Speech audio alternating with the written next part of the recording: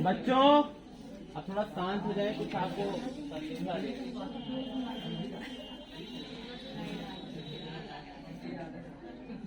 सबसे पहले आज का दिन कोचिंग के लिए खास है। आपको रीजन नहीं बताए थे, अब रीजन बता देते हैं। ये दिन हम मना रहे हैं उन सभी बच्चियों के लिए कोचिंग के, जिन्होंने कोचिंग का यश चारों तरफ फैलाया हुआ है। हमारे संस्थान से यानी अपने संस्थान से बहुत सारे ऐसे बच्चियां निकली हुई हैं जो लोगों ने वाकई में हमारा नाम तो काफी फैला दिया।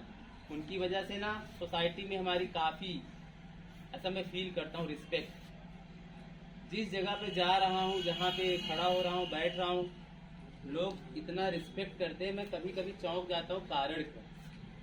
तो कारण जब मैं पता लगाता हूँ अंदर अंदर, तो पता चलता है इस कारण के पीछे कुछ हमारे बच्चे हैं, विद्यार्थी हैं, जो यहाँ से निकले और ऊंची जगह तक गए। अब उनमें कुछ का नाम हम आपसे ले रहे हैं। कुछ बच्चियां हैं, आज हम लोग उन्हीं को समर्पित कर रहे हैं दिन। आपके संस्थान से एक मेधावी विद्यार्थी हर्षिता शुक्ला निकली हैं, जो वर्तमान में आपको सबको पता होगा बीटेक कर रही हैं IIT लखनऊ से, जो कि स्टेट का सबसे टॉप इंस्टीट्यूट है इंजीनियरिंग कॉलेज का। आपके ही बीच से यहाँ पर आपकी टीचर बैठी हैं आंचल जायसवाल। अगर इनका यूपीएससी का टारगेट ना होता तो ये भी कोई गवर्नमेंट कॉलेज से, खास करके इनको एक कॉलेज मिल रहा था Veer Bahadur Singh Purvanchal university, government college, तो बीटेक ना करके यूपीएससी का प्रिपरेशन कर रही हैं। अब आप जानते हैं कि पूरा कोचिंग आंचल के दम पे चल रहा है। ये सुबह से शाम यहाँ पर कोचिंग को देखती हैं। और आपके बीच में श्वेता दीदी बैठी हुई हैं, स्वाति दीदी बैठी हुई हैं। ये सब भी बहुत मेधावी विद्यार्थी हैं कोचिंग की, जो कि आप लोगों को पढ़ाने का काम कर रही हैं। सोचिए, ये आपको पढ़ाना, एक तो होता है पढ़ना, और क्लास में जाके खड़े होके चीज़ों को व्यक्त करना, पढ़ी हुई चीज़ों को एक्सप्लेन करना। सिंपल तो आपको नजर आ सकता है थोड़ी देर के लिए। एक कल्पना करो, आपको जाके वहाँ बोर्ड पे पढ़ाना हो, कितने लोगों का हिम्मत नहीं पड़ता। तो ये हमारे कुछ गर्ल्स हैं। अब इन्हीं आपके ही बीच से अभी एक नए, अभी ताजा में सुहानी शुक्ला निकली, दिल्ली यूनिवर्सिटी में सिलेक्शन हुआ, साथ ही साथ इलाहाबाद यूनिवर्सिटी में सिलेक्शन हुआ, इलाहाबाद यूनिवर्सिटी में पढ़ रही हैं। ऐसे हम कहने को तो अनगिनत नाम गिनाते, अनगिनत जो कोचिंग की उपलब्धियां और लड़कियों का नाम गिनाएंगे आपको। आपके ही बीच से एक लड़की है साक्षी सिंह, मोंटी सिंह, इन लोग का बनारस हिंदू यूनिवर्सिटी, साथ ही साथ इलाहाबाद यूनिवर्सिटी में सिलेक्शन हुआ। ऐसे बहुत 2-3 बच्चियां और हैं जिनका नाम मैं भूल चुका हूँ करेंटली। और आपको मजे की बात बताए, परसों एक लड़की मिली, इधर कोचिंग की थी, उसका क्लैट का एंट्रेंस क्वालिफाई हुआ। आप चौंक जाएंगे, CLAT क्लैट, वकालत 5 साल की होती है। ताली तो बजा दो। अपने संस्थान की हैं, किसी गैर की नहीं है, और आपको इसको फील करने की जरूरत है बच्चों। आपको जरा सा भी पता है कि क्लैट का एग्जाम निकालने वाली जो स्टूडेंट है 5 साल बाद अगर उसका सब कुछ सेट रहा, PCSJ का एग्जाम निकाल देगी तो सीधे सीधे वो बन जाएगी जज, है ना। बीटेक करने वाले अधिकतर विद्यार्थी IAS बनते हैं, आपको पता है, अधिकतर विद्यार्थी। अभी हम बॉयज का नाम नहीं लिए हैं, ना उनका आज दिन है, ना उनका हम नाम लेंगे। हम सिर्फ आपके बीच गर्ल्स स्टूडेंट का नाम ले रहे हैं। क्यों ले रहे हैं? क्योंकि गांव और देहात में आज भी मैं फील करता हूं कि आप अगर 4 से 5 घंटे के लिए कोचिंग में रुकते हो ना, तो मेरे अंदर मेरा ही पारा हाई होने लगता है। कहीं गार्जियन कुछ उल्टा पुल्टा तो नहीं सोच रहा है, कहीं सोसाइटी वाला कुछ सोच तो नहीं रहा है। मेरे अंदर ये डर भरा हुआ है, जबकि नहीं होना चाहिए। पढ़ा लिखा व्यक्ति नहीं होना चाहिए। Girls are facing more and more challenges than boys. लड़कों को बहुत ज्यादा आजादी बचपन से ही मिली है, तो उन लोगों की तुलना में लड़कियों को काफी ज्यादा अभी यार स्ट्रगल है। मैं उसको फील करता हूँ।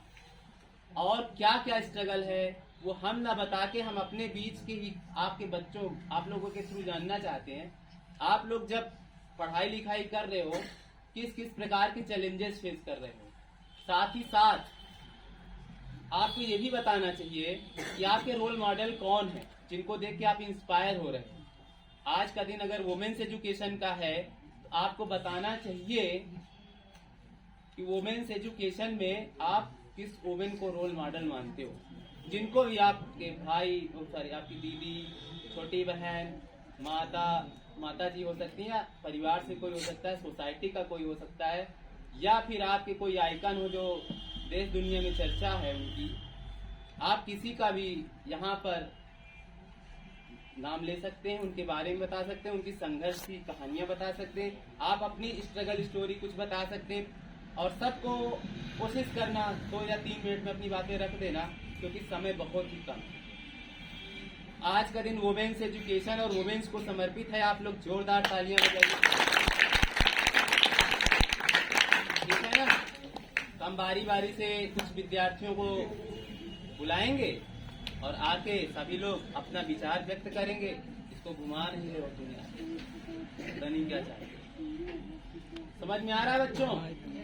तो आ जाए, आपके बीच की क्लास 10th की कुछ विद्यार्थी हैं, खुशी, अर्पिता और निशी, आए और सभा को संचालित करेंगी।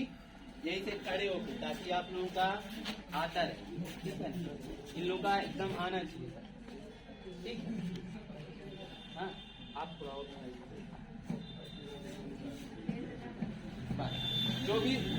जो भी स्टूडेंट आएगा यहाँ से खड़ा होगा ताकि कैमरे में रहे, ओके। तो आप सारे विद्यार्थी बारी बारी से सबको बुलाएं, सभा शुरू होने जा रही है। एक बार जोरदार तालियां बजाएं।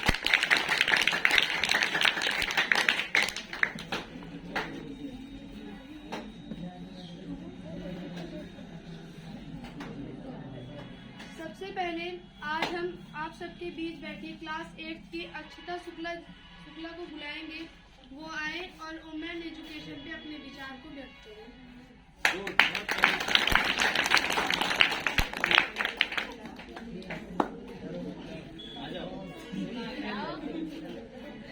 तो दूसरे का नाम लेना ना, उसका हौसला थोड़ा बुलंद। उसके बाद हम क्लास 11 के शिखा दीदी को बुलाएंगे। वो आए और अपना विचार व्यक्त करें और इनका हम सब जोरदार तालियां।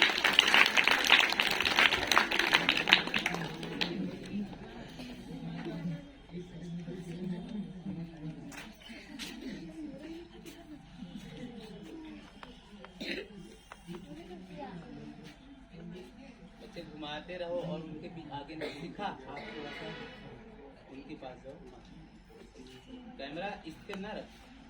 सबसे पहले मैं अपने अतिथिगण अपने माननीय श्री सूरज सर और दीदियों शिवम सर को प्रणाम करती हूँ।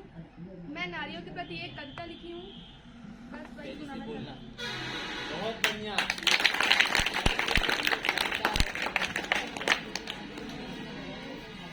कलयुग हो या सतयुग हो, इल्जाम मुझी पर आता है।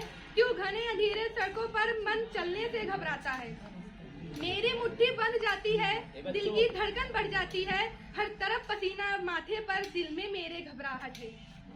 जाने ये किसका साया है, जाने ये किसकी आहट है। अंधेरे में उन हाथों ने मुझको बाहों में खींच लिया। एक ने मुंह पे हाथ रखा तो एक ने आंचल खींच लिया। नारी के सम्मान को मिलकर सब तार तार कर डाला। नारी के आंचल को सब सार सार कर डाला। मारा है मुझको, पीटा है, बालों से मुझे घसीटा है। फिर परपट्टे की उन सारी सीमाओं को तोड़ दिया। उन घनी अंधेरी सड़क पर मुझे तड़पता हुआ छोड़ दिया। सन्नाटों में चीख रही थी, खून से लथपथ हो गई थी। कोई मदद करो, कोई मदद करो, ये चीख चीख के चीख भी मुझसे रूठ गई। और जब होश में आई तो इस समाज की बातें सुनकर मैं दिल से टूट गई। परिवार वालों की बदनामी होगी तो मुझे ही समझाते हैं। ये तो नए उम्र के लड़के हैं, थोड़ा तो बहक ही जाते हैं। भूल जाओ जो हुआ, लड़के तो बच ही जाएंगे। तुम लड़की हो, दुनिया वाले तुम पर ही प्रश्न उठाएंगे। क्यों नहीं कोई था साथ में, क्यों निकली अंधेरी रात में, क्या मेकअप था या क्या गहने थे या छोटे कपड़े पहने थे। है वालों की दुनिया में सच्चाई कहीं खो जाती है, सब भूल जाओ सब भूल जाओ ये कहने वालों, क्या शर्म तुम्हें नहीं आती है। आखिर कैसे भूलूं मैं उन रातों को, मुझे छूटे उन हाथों को, कैसे भूलूं उन चीखों को। मेरे शरीर को चोट तो कुछ दिन में ही भर जाएगी, लेकिन मन की पीड़ा तो सारी उम्र ही रह जाएगी। क्या बात है, बहुत बढ़िया सीखा, गुड, बहुत बिल्डर, बहुत अच्छी बात, शाबाश। अब इसके बाद हम हमारे बीच में बैठी स्वेच्छा पांडे, स्वेच्छा दीदी से हम प्रार्थना करेंगे कि वे आए और अपना विचार व्यक्त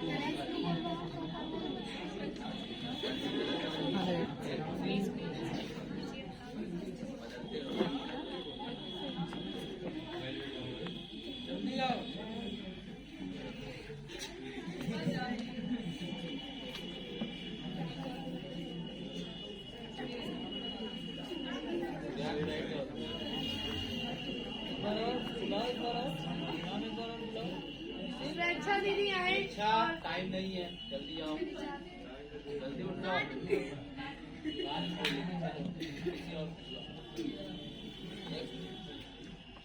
अब हमारे बीच सलोनी दीदी आए और अपने विचारों को प्रस्तुत करें। बहुत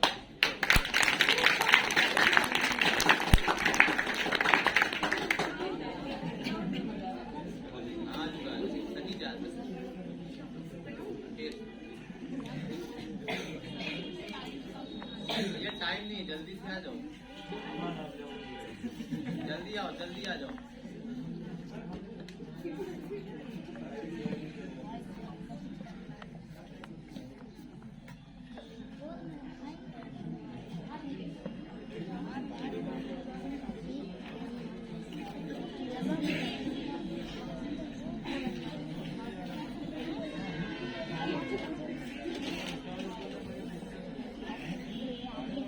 क्या भैया सलोनी, टाइम लग रहा है आपको? तैयार कर लो फिर आ जाओ। चलो और अब हमारे बीच अर्पिता शुक्ला क्लास 10 से अपने विचारों को प्रस्तुत करेंगी। अर्पिता के लिए जोरदार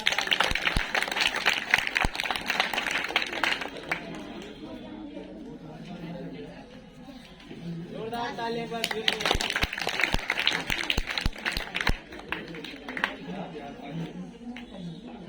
Respected teachers and dear brothers and sisters of Om coaching संस्थान, आप सभी का स्वागत एवं अभिनंदन।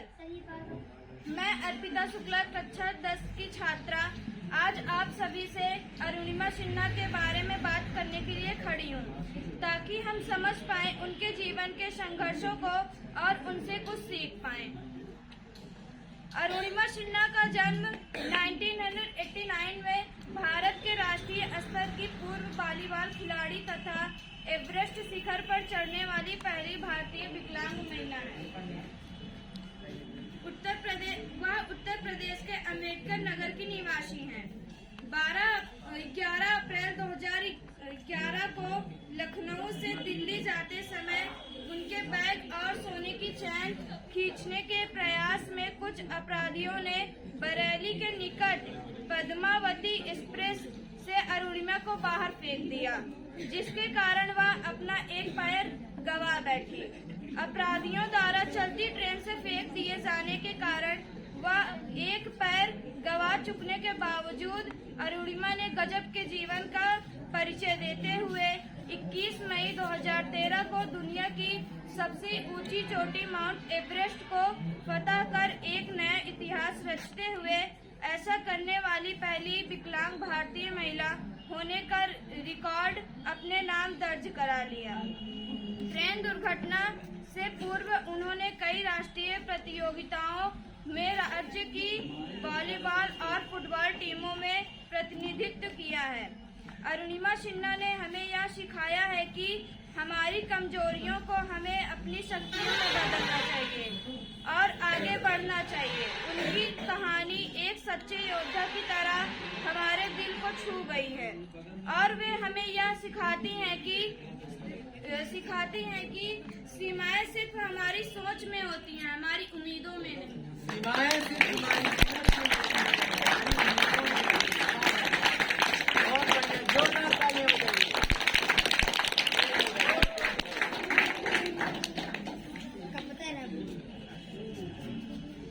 अब हमारे बीच खुशी शुक्ला क्लास 10 से अपना विचार प्रस्तुत करेंगी। उसी के लिए जोरदार तालियां।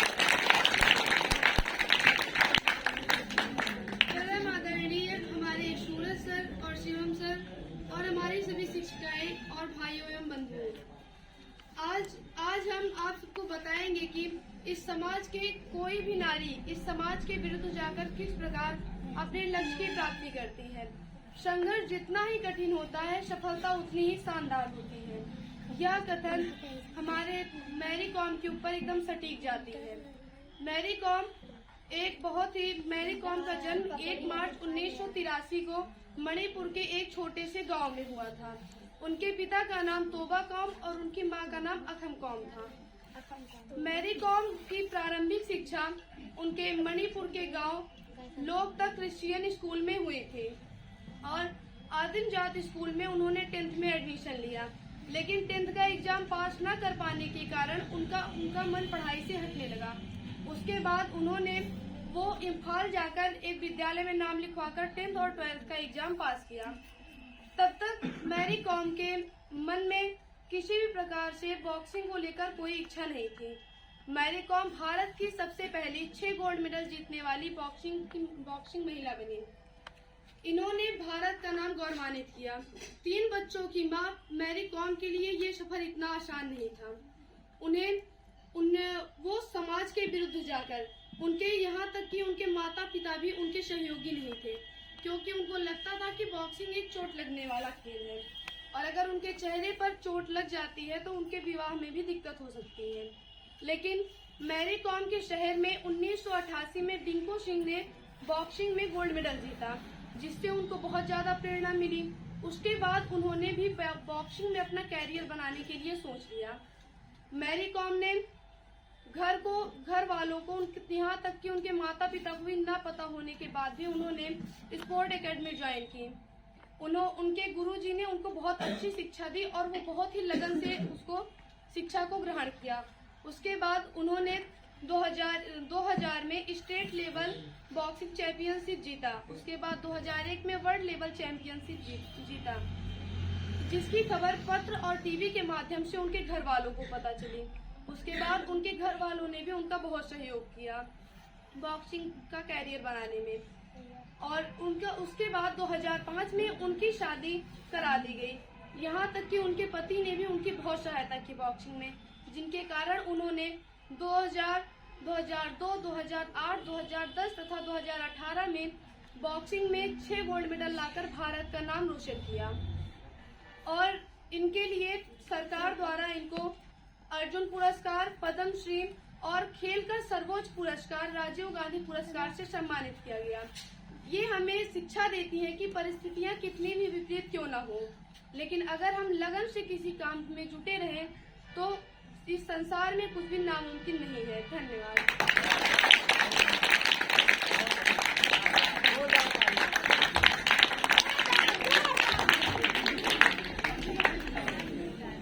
देखिए हमारे बीच देखिए 2 टीचर और बैठी हुई हैं, निधि और अंशिका। सबसे बड़ा चैलेंज है छोटे बच्चों को पढ़ाना। बड़ों को ना ज्यादा इधर उधर नहीं करना पड़ता। बोर्ड पे आपने सवाल लिख दिया, कुछ कर दिया, कुछ आदेश दे दिया, बच्चे करने लगते। अगर कोचिंग में सबसे महत्वपूर्ण भूमिका कोई निभा रहा है, हमारे बीच बैठे हुए 2 टीचर हैं, निधि और अंशिका। इनके लिए जोरदार तालियां।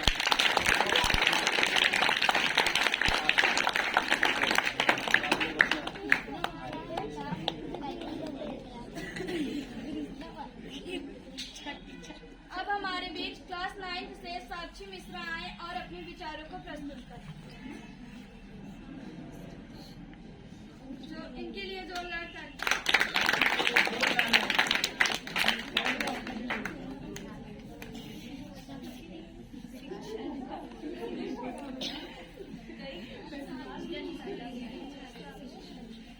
क्या बोलो? चलो बाद में आ जाना, बाद में।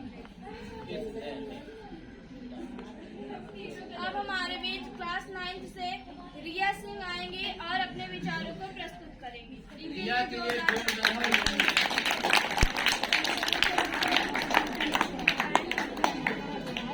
जल्दी से उठना, टाइम का भी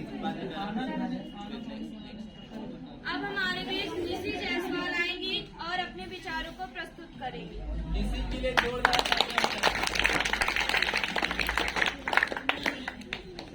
Respected teachers and elder brothers, sisters, and my dear friends, a very pleasant good evening. All of you, my friend, myself, Nishi Jaiswal, from class 10. I standing here for the conducting motivational life story of Nirjan Bhanot. Very good, बहुत बढ़िया। और निशी निर्जन भानोट के बारे में बताएंगी, air hostess. Very good, बताइए। निर्जा भानोट एक एयर हॉस्टेस थी। इनका जन्म 7 सितंबर 1963 में हुआ था, जब पाकिस्तान के कराची शहर में न्यूयॉर्क जाने वाली प्लेन हाईजैक हुआ था। तब अपने हौसले और वीरता से निर्जा ने आतंकियों से सामना किया। आइए हम वीरांगना निर्जा के संघर्ष को देखें और उनसे कुछ सीखें कि कैसे उन्होंने अपने वीरता का परिचय दिया। बात शुरू करते हैं। 5 सितंबर 1986 की AM 73 फ्लाइट ने मुंबई से उड़ान भरी। फ्लाइट को न्यूयॉर्क जाना था, लेकिन पाकिस्तान का कराची शहर उसका पहला पड़ाव था। कराची के जिन्ना एयरपोर्ट पर लैंड हुआ। कुछ पैसेंजर उतरे तो कुछ पैसेंजर आगे की यात्रा के लिए सवार हुए। पायलट ने टेक ऑफ की तैयारी शुरू की। इसी बीच धड़धड़ाते हुए 4 आतंकी घुस गए। कोई कुछ समझ नहीं पाया। प्लेन हाईजैक हो चुकी थी। प्लेन में 4 आतंकी और 360 यात्री, क्रू मेंबर समेत 379 लोग सवार थे। इन्हें क्रू मेंबर में एक निर्जा भानोट, जिन्होंने 22 साल की उम्र में अपनी जान देकर 360 यात्री की जान बचाई थी। आतंकियों को प्लेन में दाखिल होते ही प्लेन के पायलट भाग गए। अब सीनियर क्रू मेंबर निर्जा के पास मौका था कि वह भी भाग सके, लेकिन उन्होंने ऐसा नहीं किया। जब निर्जा ने पासपोर्ट इकट्ठे करने को कहा तो अमेरिकी पासपोर्ट को छिपा दिए और बाकी आतंकियों को थमा दिया। जब आतंकी ने देखा कि प्लेन में कोई अमेरिकी यात्री नहीं है तो उनका गुस्सा बढ़ गया। आतंकियों ने अथॉरिटी से बात करते हुए 17 घंटे बिताए। तब तक यात्री डरे हुए थे। प्लेन में कुछ बच्चे भी थे जिनकी तबीयत भी बिगड़ रही थी। निर्जा भानोट मौका पाते ही इमरजेंसी डोर की तरफ भागी। आतंकियों ने जब यह देखा तब बच्चों पर बंदूक तान दी। इस बीच निर्जा और आतंकियों का आमना सामना हुआ जिसमें निर्जा को गोली लग गई। घायल अवस्था में भी उन्होंने प्लेन का गेट खोल दिया। आतंकियों ने गोली चलाना शुरू कर दिया, जिसमें कई लोग घायल हो गए, लेकिन सभी सकुशल जीवित वापस लौटे। इस प्लेन हाईजैक में सभी यात्री तो वापस लौटे, लेकिन निर्जा भानोट की जान चली गई। यही निर्जा भानोट की वीरता का प्रमाण है। निर्जा भानोट की वीरता की कुछ पंक्तियाँ। क्या हौसले रहे होंगे उस कश्ती के जो भिड़ी तूफानों से, क्या बात रही होगी उस लड़की में जो लड़ी शैतानों से।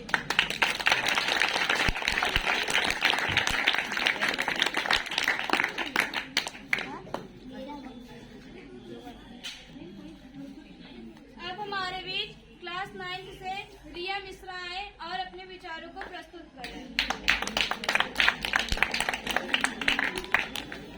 आ जाओ रिया।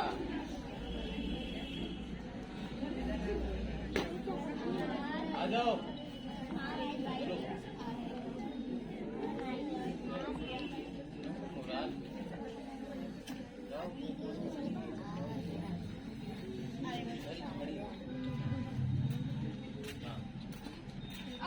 हमारे बीच क्लास 10th से हर्षित पांडे आए और अपने विचारों को प्रस्तुत करें।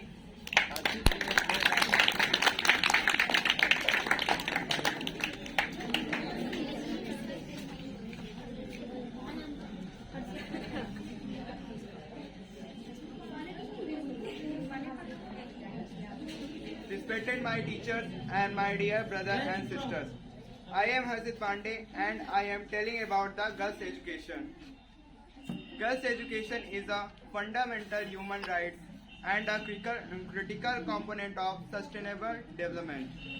It is proven fact that investing in girls' education has significant positive impact on communities and society as a whole. Educated girls are more likely to break the cycle of poverty and healthier families and contribute to economic growth. Despite the progress made in recent years, girls continue to face barriers to education such as poverty, discrimination and violence. Therefore, it is crucial to priorities and invest in girls' education to ensure that fulfill her potential and contribute to a better world. Thank you.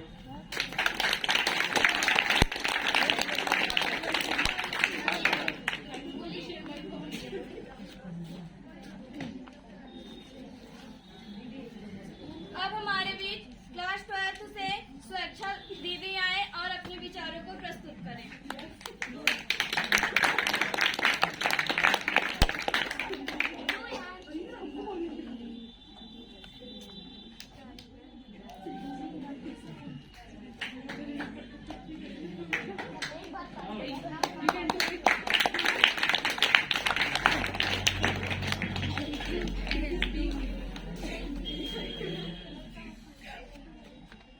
First of all, I want to say thank you to my all teachers present here who give me this opportunity.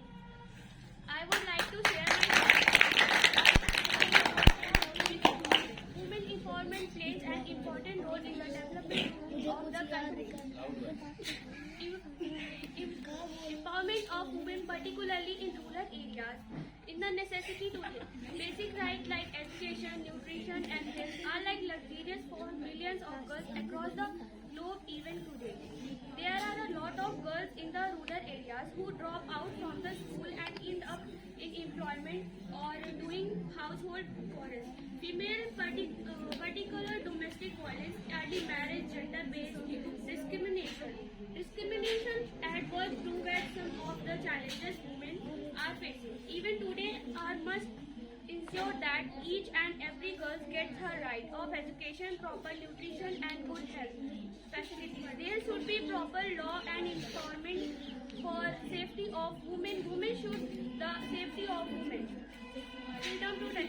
Freedom to take their own decisions.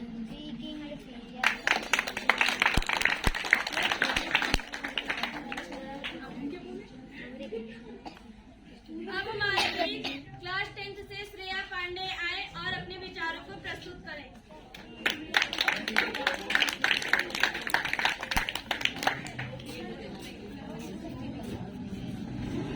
आदरणीय sir एवं दीदी और भाई और बहनों, आज मैं आप सबके बारे में माँ के बारे में बोलना चाहती हूँ। देखो श्रेया अपनी माँ के बारे में बोलना। Very good. माँ का रिश्ता जो होता है वो दुनिया में सबसे सम्माननीय रिश्ता होता है।